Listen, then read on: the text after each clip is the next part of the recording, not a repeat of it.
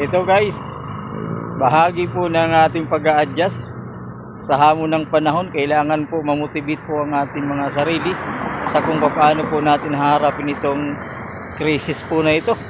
Dahil sa totoo lang ho, hindi po ito madali para po sa amin mga teen base driver na kung ngayon pa nga lang po todo na ang aming pagtitipid.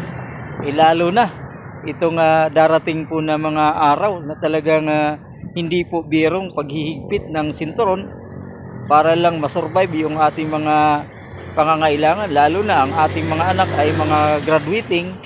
So talagang kinakailangan talaga natin ito paghandaan, at ako po ay napahinto dito sa isang lugar sa Montalban dahil talagang alam niyo po sa mga panahon ngayon habang tayo nag-a-adjust, tayo ay nangangailangan ng mga vitamins sa atin mata. Ika nga, yung mga ma-refresh po tayo, magkaroon po tayo ng kaaliwalasan. So dito papakita ko po sa inyong lugar po na nahintuan ko rito, at lalo na napakaganda po ng mga puno ng kahoy dito dahil ang mga dahon ay mga sariwa pa, kaya maganda po dito ho guys. O tingnan niyo po, napakaaliwalas po dito.